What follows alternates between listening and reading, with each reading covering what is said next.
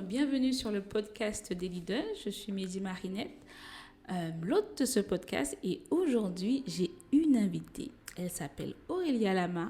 Elle est diplômée de la faculté de médecine de Créteil en biosanté, option médecine régénérative. Aurélie se destinait à être ingénieure de recherche, mais lassée de ce poste qui entraînait chez elle une boule au ventre dès le matin, dès son lever, Aurélie a tout plaqué. Aujourd'hui, elle vit pleinement ce pourquoi elle a été créée au sein de son cabinet 2A Consulting, où elle et son équipe aident les porteurs de projets. Elle est également la fondatrice de la plateforme Femmes Leader, Libère ton potentiel, que tu as probablement écouté, que tu as probablement découvert lors de notre précédent podcast avec Elodie William. Un concept axé sur le leadership féminin et la motivation. Aurélie est également la fondatrice de l'école supérieure diplômante de business et de leadership ESBL. Elle est conférencière internationale, motivatrice, business mentor et investisseur. Aurélie, bonjour. Bonjour à toutes, bonjour Mehdi. Bonjour à toi, on est ravis franchement d'accueillir Aurélie. Pour celles qui suivent notre plateforme plus généraliste qui s'appelle Femmes Esprit, elle était à notre conférence Femmes Esprit l'année dernière et elle a marqué les esprits. Les gens étaient vraiment Aurélie, elle nous a ouvert les yeux. Donc je ne pouvais pas faire de podcast sans inviter Aurélie. Et aujourd'hui, le thème c'est l'intelligence financière. Comme je l'ai dit, Aurélie est business mentor, elle est investisseur, donc elle est tout à fait qualifiée pour nous donner quelques clés, quelques tips, quelques pistes pour nous permettre de devenir des femmes qui sont bankable. Hein, on va dire ça comme ça. Oui, bankable, comme tu dis. Oui. Qu'on soit bankable, que les banques nous recherchent et pas que nous recherchions les banques. Alors, première question pour toi Aurélie, comment définirais-tu l'intelligence financière ? Alors, comment je définirais l'intelligence financière ? Je dirais que c'est l'art de gérer ses finances intelligemment. C'est vrai qu'on ne définit pas un mot par un mot, mais c'est l'art de bien gérer ses finances, de les faire fructifier en fait. Ouais, c'est-à-dire que c'est comme une plante en fait. Exactement. C'est comme une plante qui va... c'est comme une graine, voilà, une graine qu'on va planter, qui va donner un arbre, et après l'arbre va donner des feuilles et des fruits. Ouais. Voilà, c'est comme ça que je définirais ça. Tu vois, l'intelligence financière, telle une semence qui devient un arbre qui porte des fruits. C'est pas tu manges la semence dès que tu l'as, mais tu la plantes pour qu'elle devienne quelque chose. Alors, avant de développer cette intelligence financière que tu as, quels ont été les échecs qui t'ont fait te dire « Aurélie, il faut que ça change ». Alors, il y a quelque chose que tu as dit tout à l'heure, c'est il ne faut pas manger la graine. Et moi, j'avais tendance à manger la graine. Ce qui se passe, c'est que, alors je prends vraiment mon témoignage, c'est que je n'ai pas été élevée ou je n'ai pas été éduquée avec l'argent. Quand je dis éduquée ou élevée avec l'argent, c'est pas que je n'avais pas d'argent, mais c'est que je n'avais pas cette intelligence de savoir comment fonctionne l'argent en fait. Du coup, j'ai monté ma première société avec des amis de fac. Et bien avant cela, en fait, j'avais déjà j'étais auto-entrepreneur avant ça. Et j'avais de l'argent qui rentrait, sauf que, en fait, je ne savais pas gérer cet argent. Donc, le problème ne venait pas du fait de ne pas en avoir, mais lorsque j'en avais, de comment le gérer. Et ça, on voit ça aujourd'hui dans le monde. On voit beaucoup des stars qui avaient beaucoup d'argent, comme Mike Tyson, pour ne pas le citer, qui finissent endettés. Des stars qui gagnaient des millions, plusieurs millions. Et on se dit toujours, si c'était moi, si j'avais des millions, j'aurais pas fait ça. Mais la réalité, c'est que quand on se retrouve face à cet argent, c'est comme si, et je vais parler d'âme parce que c'est vraiment l'âme, si l'âme a des trous, tu vois, des besoins qui ne sont pas comblés par le Seigneur, il faut vraiment le dire, on commence à penser qu'on peut acheter du bien-être, du bonheur avec l'argent qu'on a. Donc on se dit, je vais acheter des sacs, je vais acheter des chaussures, je vais voyager, etc., en quête de quelque chose qu'on n'aura jamais dans ce matériel-là, en réalité. Et puis, Alors, moi, je parle de mon témoignage, hein, parce que c'est ce que j'ai fait. Et puis, à un moment, on se retrouve sans rien, parce que c'est une loi. Quelqu'un disait, si tu ne respectes pas l'argent, l'argent ne va pas te respecter. Ah, ça. Et donc, du coup, l'argent a commencé à ne plus me respecter, parce que je ne respectais plus l'argent. Donc, je suis arrivée à un point où j'avais une carte, mais lorsque je raconte ça, les gens rigolent toujours, mais j'avais une carte que j'appelais la Yes Card, parce qu'elle disait toujours yes.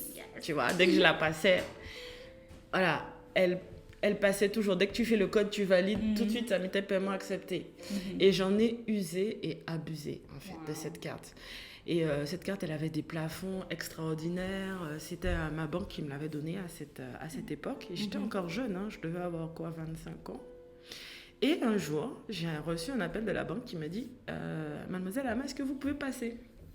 Et lorsque je suis arrivée à la banque, il m'a dit est-ce que je peux récupérer votre carte, s'il vous plaît? Et l'a coupée en deux devant moi. Waouh! Et à ce moment-là, je me suis dit, il y a peut-être un problème avec la personne. Donc voilà, ça m'a... En fait, j'ai pas eu le choix que de réfléchir parce que j'étais au pied du mur. Et pendant que tu parlais, en fait, j'ai repensé à un proverbe, c'est Proverbe 17, 16, qui dit « À quoi sert l'argent dans la main de l'insensé? À acheter de la sagesse, mais il n'en a point. » C'est exactement ça. Donc, du coup, c'est pas tout. Tu peux avoir beaucoup d'argent, mais si tu n'as pas l'intelligence pour le faire fructifier, comme tu as dit, ben, tu peux te retrouver aussi pauvre, même plus pauvre qu'avant même d'avoir cet argent-là. Exactement. Non. Exactement. Wow. So, quelles sont les étapes, selon toi, pour acquérir l'intelligence financière? Alors, quelles sont les étapes pour acquérir? Alors, vraiment, moi, je veux parler de moi, de mon témoignage. Je veux pas être... je veux pas dire des choses qui paraissent lisses, etc. Moi, mon parcours a été vraiment de prendre le temps avec le Seigneur, en fait. De comprendre comment je voyais passer tout cet argent, et c'était vraiment des sommes, 3 000, 4 000, 5 000 euros le mois, enfin, ce sont de grosses sommes. Et finir avec des dettes, finir fiché à la Banque de France, finir sans carte, même la carte électron, quoi, j'avais pas droit. Donc, moi, je dis que la base de toute chose, c'est vraiment de prendre le temps avec le Seigneur. Vraiment au niveau de l'âme. Parce que je crois que, comme j'ai dit tout à l'heure, quand l'âme n'est pas restaurée, quand il y a beaucoup d'argent qui arrive, ça va toujours se traduire ensuite par des excès. Des excès donc, de toutes sortes d'excès en fait. Donc vraiment, je pense que la première étape, c'est vraiment prendre le temps avec le Seigneur et de faire un travail avec l'âme. Par rapport et vis-à-vis de l'argent. Tu peux spécifier pour toi qu'est-ce que tu entends par l'âme? Est-ce que ça peut être style des blessures liées au rejet? Ça peut être le sentiment d'abandon? Ça peut être la peur de manquer? Et donc, du coup, tu dépenses parce que tu as peur de manquer ou, je sais pas, en tout cas, des choses qui ont un lien plutôt avec ton vécu au lieu du montant en fait que tu as, et ton vécu en fait influence la façon dont tu vas dépenser. Oui, c'est exactement ça. C'est souvent des choses qui sont liées à l'enfance, qui sont liées à l'émotionnel qu'on met sur l'argent. Aussi à se dire maintenant si on avait un manque de quelque chose, on va essayer de le combler, un manque affectif, un manque de confiance en soi, d'estime de soi. Moi, je sais que j'ai fait de longues études et on sait très bien que quand on est étudiant, en fait, on ne gagne pas des 1000 et des 100. Donc, quand on sort de là et qu'on gagne 4-5 000 euros par mois, en fait, derrière, moi, je sais que j'étais très dépensière. Alors, pourquoi il faut que je comprenne? Parce que j'étais très dépensière, mais j'ai dû prendre le temps de comprendre pourquoi quand tu vois de l'argent, tu as besoin de le dépenser. On dirait que l'argent me grattait, comme disait ma grand-mère, sur le compte, tu vois. Et je crois que prendre le temps de checker et de déconnecter l'émotionnel à l'argent. En fait, je ne dois pas être heureuse quand j'ai de l'argent et malheureuse quand je n'en ai pas. Il faut prendre le temps de se déconnecter de l'émotionnel qu'on peut mettre sur l'argent. Donc ça, je crois que c'est la première étape. La deuxième étape, alors elle est toujours avec le Seigneur parce que mon chemin, il est balisé en fait avec le Seigneur. C'est de se dire, Seigneur, maintenant, qu'est-ce que je vais faire de cet argent? Qu'est-ce que je vais faire de cet argent? Parce qu'on peut investir son argent dans plein de choses en réalité. Mais maintenant, je vais investir mon argent où? Qu'est-ce que je vais faire? Et ça, c'est aussi un de mes secrets. C'est à chaque fois que j'ai de l'argent, je considère que je suis juste une gestionnaire en fait. Amen. Que je ne suis pas propriétaire de cet argent. En fait, cet argent transite, je suis un canal par lequel l'argent transite pour que Dieu fasse quelque chose de plus grand que l'argent au travers de moi.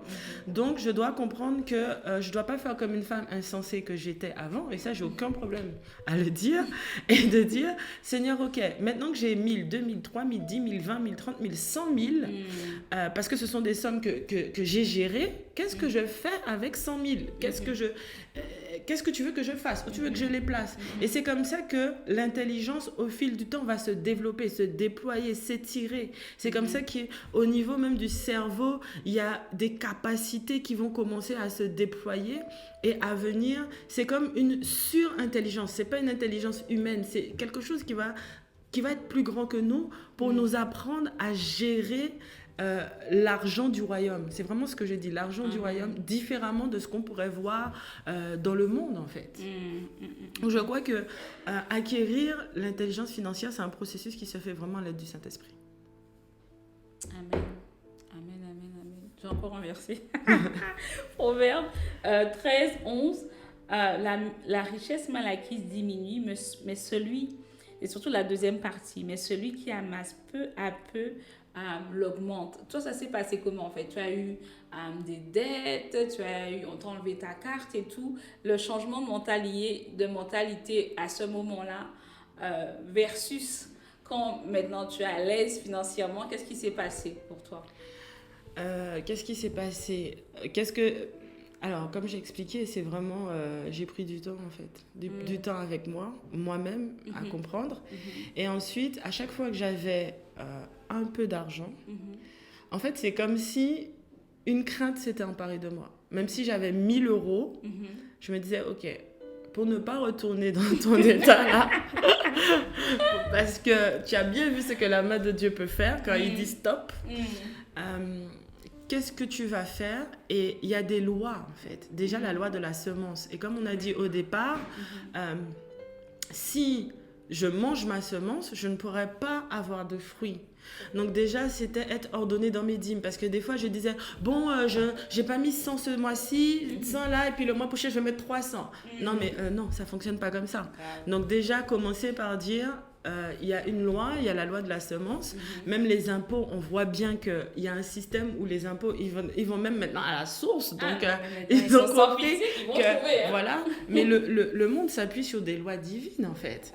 Donc, eux, ils prennent 10% et ils vont directement prendre à la source. Donc, la source des sources, c'est le Seigneur. Donc, pourquoi être désordonné? Donc, déjà, je vais mettre chaque chose à sa place pour qu'il y ait l'ordre divin. Donc la première chose, c'est donner ma dîme. Ensuite, des offrandes. Au-delà de ça. Et puis ensuite, semer dans la vie des gens. Wow. Et ça, j'ai compris qu'il y avait une puissance terrible dans le fait de semer dans la vie des gens. J'ai des personnes comme ça où le Seigneur me dit, vas-y, tiens, cette personne-là sème dans sa vie, cette personne-là sème dans sa vie, cette personne-là offre-lui ça. C'est peut-être pas de l'argent, mais ça peut être un cadeau, ça peut être lui faciliter l'accès à une de mes formations, etc., etc. Et en fait, une fois que tu sèmes, ce n'est pas forcément là où tu as semé que tu récoltes, mais tu récoltes toujours ce que tu as semé. Mais je confirme, je connais Aurélie avec sa loi de la semence. C'est comme ça qu'on s'est connus. Elle m'a invitée à des événements alors que je ne la connaissais même pas. Et c'est de là qu'on est devenu de la loi de la semence. C'est vrai, j'avais oublié. On est devenu J'avais oublié. Non, c'est vrai. Waouh! Donc, du coup, on se retrouve complètement financièrement jacked up. Je ne sais pas comment on peut dire ça en français, mais voilà, on n'a plus vraiment d'argent. Et donc, du coup, le Seigneur, ce n'est pas du style, il va te donner beaucoup d'argent et tu vas t'en sortir. C'est d'abord, il te teste, entre guillemets, pour voir si l'argent ou le peu qu'il te donne, tu es à nouveau ou tu es en cheminement de le gérer correctement au travers de la dîme. Je vais faire un podcast là-dessus pour vous expliquer ce que j'en pense. Et au travers des offrandes, en fait, quand il te met à cœur de donner aux autres, en dépit finalement de ce qui te reste à la fin. C'est exactement ça. Parce que c'est pas style, c'est pas j'ai donné la dîme, j'ai fait une petite offrande et j'ai payé mon loyer, j'ai payé mes factures et tout de suite compte épargne. Ah non, pas du tout. Mais en fait, on a un Dieu de processus. C'est un Dieu de processus. Vraiment, je ne crois pas à je me lève et puis Dieu m'a donné 3 millions, 4 millions. Non, c'est un Dieu de processus parce qu'il faut avoir le caractère qui va avec ces 3 à 4 millions. C'est ce qui fait que la plupart des personnes qui gagnent à l'euro million, par exemple, quelques années après, on se rend compte qu'ils n'ont plus d'argent, en fait. C'est clair. Parce que leur esprit, leur âme n'a pas suivi le processus de l'enrichissement. On a un Dieu de processus. Et moi...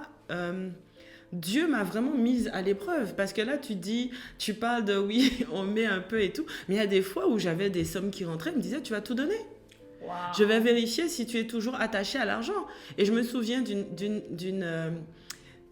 étape où j'étais partie, j'avais offert un superbe week-end à Londres à mes parents, donc on était partis à Londres et dans mon cœur j'entendais quand tu rentres tu vas donner 1 000 € en offrande.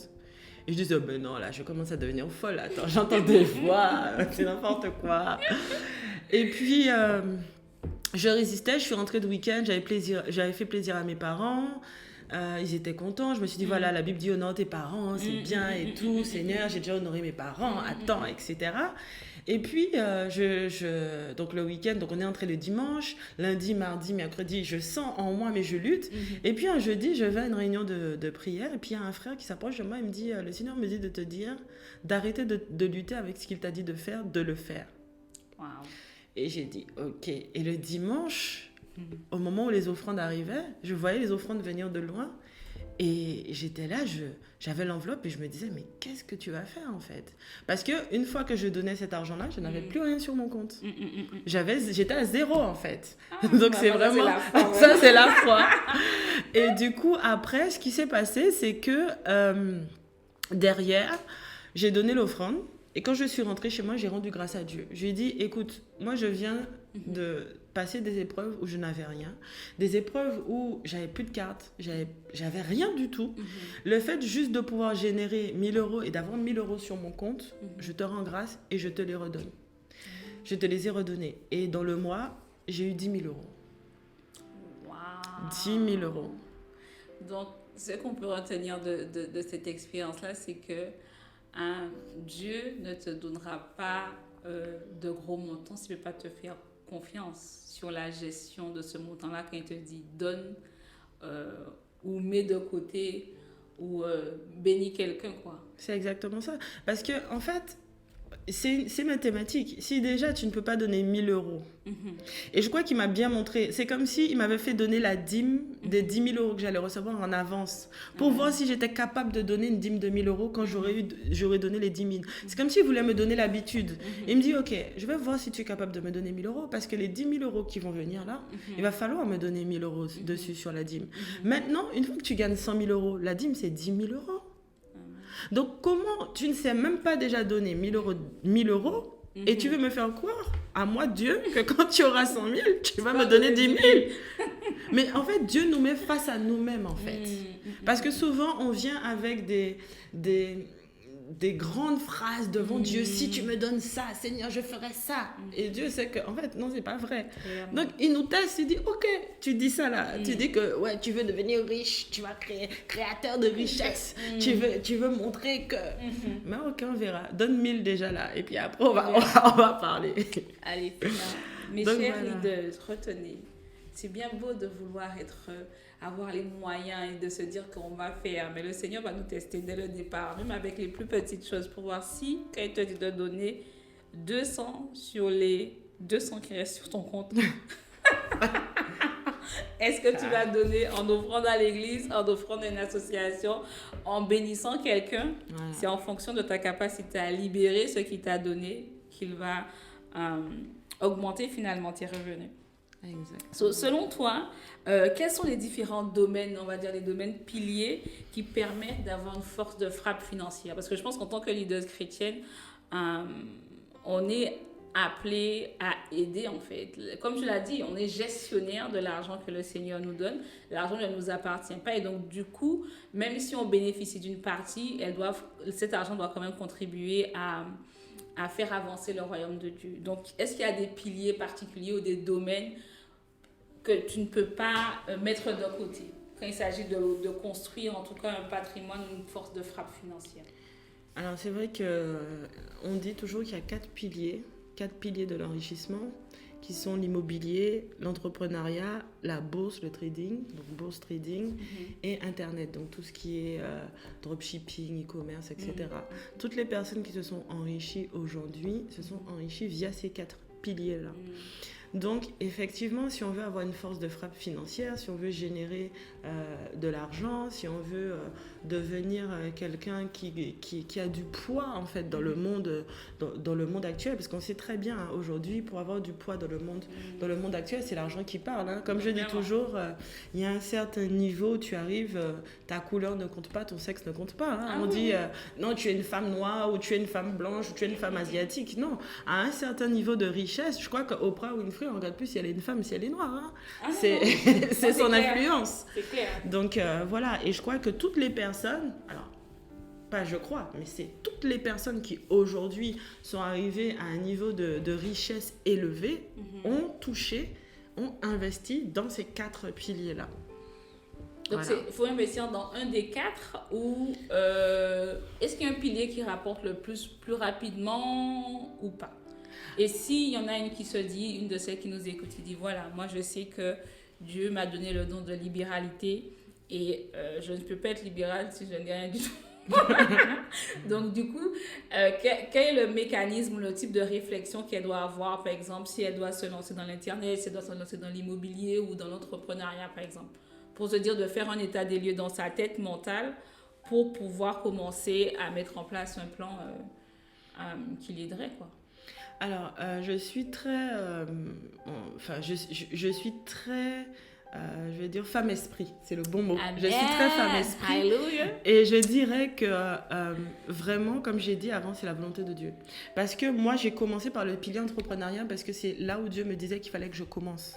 Je ne peux pas donner un conseil à des leaders chrétiennes en leur disant commence par l'entrepreneuriat ou commence par ça. Parce que dans toute chose, la chose qui est primordiale, c'est qu'est-ce que Dieu veut. Il y a des personnes qui ont commencé par l'immobilier, qui ont après fait l'entrepreneuriat, après la bourse. Il faut savoir, Dieu m'appelle à faire quoi? Parce qu'il y a des sphères où on va être puissant. Donc, moi, je sais que Dieu m'a dit, commence par l'entrepreneuriat, ensuite la bourse et ensuite l'immobilier. Après ça, c'est la stratégie, parce que Dieu est un puissant stratège. Amen, c'est le divin stratège. C'est vraiment, à chaque fois que je vois ma vie, je vois la stratégie de Dieu dans ma vie. Et je me dis, je ne peux pas, avec ce que j'ai vécu avec Dieu, donner un conseil en disant, faites ci ou ça. Si je devais parler charnellement, je dirais que l'immobilier, l'entrepreneuriat vont donner des résultats beaucoup plus rapides que la bourse, parce que la bourse, c'est sur le long terme. Internet aussi, Internet a le vent en poupe, parce que tout ce qui est e-commerce, etc., ça fonctionne très, très bien. Mais maintenant, si je dois parler comme une femme esprit, je dirais, tu dois commencer par le pilier pour lequel ton cœur soupire, parce que Dieu parle à ton cœur, en fait. Tout à fait. Donc, du coup... alors, j'avais lu un livre justement sur la gestion des finances. C'est un livre chrétien en anglais. Bon, il n'y a pas beaucoup de livres français, je suis désolée. Mais en fait, l'auteur encourageait les chrétiens à demander au Seigneur dans la prière quel est le montant auquel tu me destines pour la saison dans laquelle je suis. Amen. Et donc, du coup, prier en fonction de ce que Dieu a dit pour que Dieu ouvre des portes ou donne des opportunités pour que chaque fin de mois, il puisse avoir ce montant-là et le gérer selon l'inspiration du Saint-Esprit. Toi, tu penses que c'est une bonne démarche? Ben, moi, c'est la démarche que j'ai. C'est vraiment savoir... comme je dis, je suis gestionnaire. Parce que les gens, moi, je vois toujours les gens qui mettent CEO, tu vois. Genre, je suis le boss, quoi. Mais le Seigneur m'a beaucoup repris, en fait, sur ça. C'est vrai que de façon charnelle, je ne vais pas aller déposer des statuts de société en mettant que c'est Jésus-Christ le PDG de la société. Je suis obligée de mettre CEO. Mais je crois qu'il faut faire attention parce qu'à force de dire quelque chose, on se l'imprime en fait dans la tête, et à force de dire je suis CEO, je suis le boss, je suis PDG, en fait on prend maintenant ce mécanisme de se dire je suis le boss, tu vois, alors qu'en fait on n'est pas le boss, on est gestionnaire, un gérant. C'est Jésus le boss, en fait. Amen. Donc maintenant, si tu as de l'argent, tu dois demander au boss où est-ce que je dois investir l'argent que tu m'as donné. Exactement. Donc, est-ce que tu dois faire... Moi, je dis toujours, c'est mon associé. Donc, je dois lui dire, OK, mon boss... Maintenant, on a 100 000 euros. Qu'est-ce qu'on fait des 100 000 euros? Parce qu'en plus, mon boss connaît tout, voit tout, peut tout. Amen. Donc, c'est une puissance que j'ai. Donc, je ne peux pas Amen. me dire, je vais investir dans l'entrepreneuriat ou dans la bourse alors que mon boss ne m'a pas dit, OK, go. Tu vois? Et on va s'éviter bien des soucis financiers parce que j'ai vu des gens investir dans des immeubles. J'ai vu ça à côté de la maison, des jeunes qui ont mis toute leur économie dans un immeuble. Ils ont fait un super resto qui cartonnait, ça a cartonné 6 mois. Et le 7e mois, le restaurant a pris feu. Ils ont tout perdu. Wow. Ils ont tout perdu. Ils ont perdu toute leur économie. Ils ont tout perdu. Et en fait, le feu venait du parking qui était sous l'immeuble, qui a pris tout l'immeuble. Donc, tout l'immeuble a brûlé, les habitations, on a dû évacuer les gens. Et ils ont tout perdu parce que le temps que l'assurance voit ce qui se passe, etc. Exactement. Donc, je ne peux pas prendre le risque d'investir parce que quand tu es vraiment en communion avec le Saint-Esprit, il va te dire non, là, n'achète pas. Tu vois? Donc, moi, vraiment... Ce que je peux dire aux femmes, à toi qui m'écoutes, si tu veux avoir une force de frappe, je t'ai donné les 4 éléments, les 4 endroits, les 4 domaines où il faut que tu investisses. Maintenant, dans quel ordre? Vraiment, c'est un temps à prendre avec le Seigneur pour qu'il donne la stratégie. Et je crois que le livre, si tu peux, tu nous l'as donné là, le titre? Non, je l'ai pas en tête. Si tu le trouves, c'est pour celles qui peuvent je le mets en description. Voilà, ça peut être top. Alors, 5e question. Quelles sont d'après toi les qualités d'une femme intelligente financièrement? Si elle doit développer des qualités, quelles seraient ces qualités? Alors, la sagesse, c'est la première des choses. Amen. Et ça, c'est le Saint-Esprit, hein, vraiment. Je sais que j'ai beaucoup dit, c'est le Saint-Esprit, c'est Dieu, etc. Mais je parle vraiment à cœur ouvert et je parle vraiment de... Il y a la tempête dehors, je ne sais pas si vous entendez. Il y a une tempête à Paris. Heureusement qu'on est bien enfermé parce que là... du coup, je disais quoi? La sagesse. Oui, alors la sagesse, vraiment, la sagesse, la maîtrise de soi. Pour ne pas tourner des yeux quand on voit des grosses sommes et aussi pour ne pas tourner des yeux quand on nous propose des grosses sommes. Parce que beaucoup de personnes sont venues me proposer des gros contrats avec plein de zéros. Et quand j'ai consulté le Seigneur, il m'a dit non, tu n'y vas pas. Donc si on ne se maîtrise pas, on peut dire « Ah, génial, le contrat il est à 250 000, ah, ça c'est pour moi, c'est une bénédiction, c'est sûr, c'est Dieu !» Et en fait, du coup, là, ça, c'est pas Dieu. Donc je dirais ça. Il faut être une femme aussi réfléchie.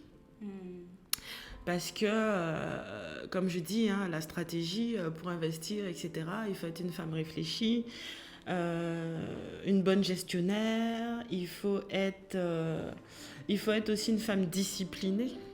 Il faut être une femme disciplinée, persévérante. Il faut oublier la procrastination. Et il faut être une femme qui s'entoure correctement, des bonnes personnes. Amen. C'est vrai. Voilà. On ne va pas plus loin que son entourage. Ça, c'est sûr. Waouh. En tout cas, retenez bien ces qualités à développer. Priez pour que le Seigneur vous permette de les manifester. Et du coup, la dernière question va être, quelle est la différence selon toi entre l'intelligence financière du monde et l'intelligence financière que doit acquérir une leaduse chrétienne? Alors, l'intelligence financière du monde est basée sur la sagesse du monde. L'intelligence du monde. Et l'intelligence financière chrétienne est basée sur la sagesse et l'intelligence de Dieu, en fait. Donc, tout repose et est construit en Christ et pour Christ. Donc, la personne qui a l'intelligence financière du royaume, c'est quelqu'un qui s'appuie sur le gouverneur général du royaume, qui s'appuie sur le Saint-Esprit, en fait, qui demande conseil en tout temps au Saint-Esprit, qui consulte. Moi, chaque jour, je consulte la bourse céleste. Je ne vais pas dire, bon, allez, le CAC 40, c'est comme ci, c'est comme ça.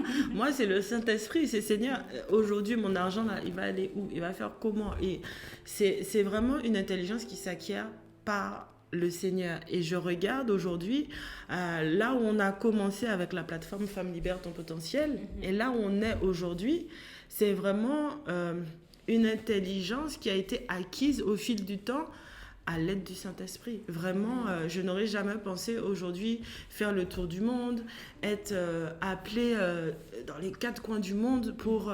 là, je pars bientôt aux États-Unis, il y a l'Afrique, il y a les Antilles, il y a l'Europe, il y a même la Russie qui m'a appelée, en fait. Je me suis dit, waouh. Mais ça... c'est le Seigneur qui l'a construit, qui m'a dit, là tu fais ça, maintenant tu vas faire comme ça, maintenant tu vas faire ça. Et c'est vraiment quelque chose qui s'acquiert à l'aide du Saint-Esprit. Donc celle qui n'aime pas prier, celle qui n'aime pas, surtout le verbe que le Seigneur m'a donné, c'est demeurer dans ma présence. Demeurer dans la présence de Dieu. Parce que c'est pas en 1 heure en fait de prière que le Seigneur va te donner toute la stratégie. Une stratégie, ça prend du temps à comprendre, à déployer. Donc vraiment... c'est une recette qui a beaucoup d'ingrédients en fait. Tu vois, on va faire un nouveau podcast avec Aurélie. Les combats quand tu es dans un de ces prières. Parce que j'avais bientôt 30 minutes et puis tu l'as mince, on va parler des combats. Mais ça, c'est encore 30 minutes. C'est encore une autre chose. C'est encore une autre chose. Les coulisses. Les coulisses, ah oui, les coulisses, les filles, pour vous préparer à vivre, ne pas être... à choquer ou ne pas prendre les jambes à votre cou quand vous allez voir ce qui peut se passer quand Dieu vous appelle dans des sphères d'influence. Et je crois qu'il vous appelle à cela. Donc du coup, Aurélie, où est-ce qu'on peut te suivre? Est-ce que les filles peuvent te suivre sur Instagram, Facebook, Twitter? Et si oui, à quel nom? Alors, les réseaux sociaux et moi, je me fais violence, mais la page de la plateforme, c'est Femmes Libère ton potentiel. Donc, que ce soit YouTube, on a aussi Facebook, on a aussi Instagram. Et sinon, moi, c'est Aurélie Alama sur les réseaux sociaux. Donc, moi, je suis sur Instagram et Facebook. Alors, Twitter, sauf si quelqu'un a fait un Twitter en mon nom. Mais non, je n'ai pas de Twitch. Tu vas pas voir. Ce podcast-là, en fait, il va être publié le 28 mars. Est-ce qu'après cette date-là, tu as des événements où les filles peuvent te rencontrer? On a vu que tu es business mentor. Qu'est-ce que c'est exactement? Au cas où il y en a qui soient intéressés par cet aspect-là et se disent, ouais, j'aimerais trop travailler avec Aurélie, j'aimerais qu'elle soit mon mentor. C'est quoi exactement? Alors, je commence par la dernière question. Pour le business mentoring, en fait, j'aide les femmes à construire leur business. Je les aide parce que, ça fait quand même 7 ans que je suis dans le business. Du coup, il y a des choses que je comprends, que je connais, des choses par lesquelles je suis passée. Ça leur facilite le chemin pour qu'elles ne fassent pas les mêmes erreurs que j'ai faites et qu'elles aillent plus vite. Voilà. Donc, pour ça, il suffit juste de me contacter, contact@aurelialama.com et voilà, et m'en faire la demande. Ensuite, mon prochain événement, donc ça sera le festival Level Up, voilà, qui aura lieu le dernier, voilà, 24-25, voilà, 23-24-25, qui aura lieu en avril, donc je vais redonner les dates, et c'est le 24, 25 et 26 avril au Novotel Paris Est, et on attend 600 femmes, on a 17 speakers, et on va parler de tout, vraiment, on va parler de la gestion du succès dans le couple. J'ai fait des couples venir, des couples mariés qui nous expliquent comment ils ont réussi à bâtir l'entrepreneuriat, à investir, à travailler en couple. Et puis j'ai invité aussi des couples où le mari est salarié, la femme est entrepreneur, voir comment on gère ça. Voilà. Et puis on va parler d'immobilier, on va parler de bourse, on va parler voilà, des 4 piliers dont j'ai parlé. On va parler de comment devenir un leader, et on va parler aussi de comment guérir des blessures émotionnelles, parce que comme je l'ai dit, c'est important et primordial lorsqu'on va générer beaucoup d'argent de prendre le temps avec ses blessures émotionnelles, sinon arriver en haut, on risque de se cracher. Voilà. Les filles, vous avez compris, vous devez prendre votre place pour le festival Level Up, c'est ça? Level Up. Level Up, on change de niveau, on change de dimension. Exact. Qui aura lieu le 24, le 25 et le 26 avril, et on peut trouver ces places sur... on va sur FLTP ou on va sur notre site? Alors, non, le site, c'est www.fltp-festival.com. Ok, de toute façon, je vous mettrai le lien en info. Comme ça, vous pourrez cliquer dessus pour vous inscrire. Moi, j'y serai, hein, en tout cas, le vendredi, le samedi matin et le dimanche. Je suis là, parce qu'après, le samedi après-midi, on a un atelier. Femme esprit pour le coup. Donc, du coup, je prendrai ma place. Mais je vous invite à y aller, à prendre vos places. Et pour celles qui sont à l'étranger, est-ce qu'il y a des solutions? Il y aura des replays, il y aura quelque chose où il faut être là? Je pense que rien ne vaut le fait d'être là sur l'instant présent. Amen, je suis d'accord. Après, je sais qu'il y a des femmes qui viennent de la Belgique, du Luxembourg, de la Suisse et des Antilles, qui vont on va organiser du covoiturage, etc. Donc, ce qu'on a mis en place, c'est toutes celles qui vont acheter leur place. Ensuite, on va créer un groupe pour qu'elles puissent trouver du covoiturage qui partira de leurs différents points de départ. Elles sont organisées, hein, parce que moi, en général, elles se débrouillent pour venir. On me donne l'adresse, c'est tout. En tout cas, voilà, on arrive au terme de ce podcast. N'hésitez pas à le partager avec vos amis, avec vos proches. Même les hommes, ils peuvent nous écouter. Ils sont les bienvenus. Nous ne sommes pas des féministes comme le monde le veut. Et donc, du coup, tu peux nous retrouver sur Instagram, sur Facebook, sur Twitter, mais on n'est pas beaucoup là-bas non plus. Et t'inscrire à notre newsletter pour recevoir toutes les infos, articles, podcasts, formations en ligne. Il y en a qui vont arriver. Et on travaille toujours sur le brunch des leaders. Voilà. On te souhaite une très bonne journée, matinée, après-midi ou soirée, dépendant du moment où tu écoutes ce podcast. À très bientôt. Bye bye. Bye.